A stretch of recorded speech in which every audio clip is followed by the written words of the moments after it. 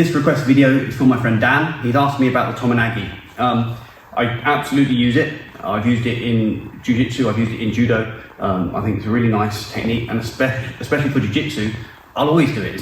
As a guard pull. I'll always just try the Tomoe anyway. If it doesn't work, you end up in guard, right? But may as well try it anyway. I'm going to show you 3 variations. The straight back normal Tomoe. The kazushi for that, for me, is I need them to push into me. Now, if you're better than that, if you're better than me at it, which you probably are, then you might not need that kazushi. But in jiu-jitsu, people don't often start pushing you around. They do that hunched over grip. And that's where the Yoko Tomoe comes in better. I'm going to show you 2 variations of the Yoko Tomoe. Okay, so I'm going to use Charlie because he's little and I can control him and launch him through the air. As we grip up, I grab above the elbow. Okay, the one joint principle. This allows me to control his posture here.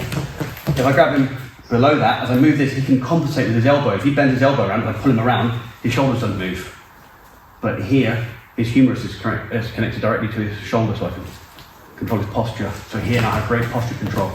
So if we grip up, we'll move back a little bit. And maybe he's just pushing me, or maybe I've pushed him first to get a reaction, and as he pushes back, I can take him over, and I can follow up with a roll to mount, if you wish. But in jiu-jitsu, you don't often get that sort of reaction because they just immediately do this. Keep the legs back because we can grab legs in jiu-jitsu.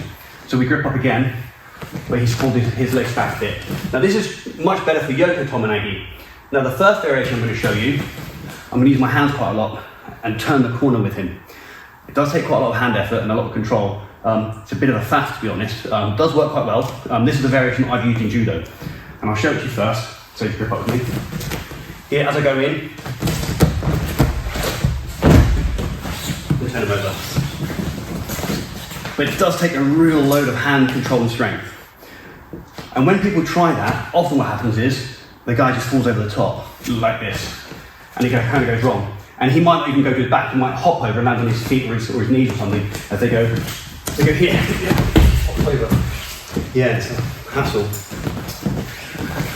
So I found a nice variation I use where I accept that he's going to hop over me, but I spin 180 into like a north-south position. But with the grips, it makes it into a flip, and it looks like this. I go here, same grips, I put my foot on the belt the same way, I spin all the way underneath him. And if they stuff it, then I end up in guard, which is great, but a lot of times I can flip them straight to their back. So I hope that helps.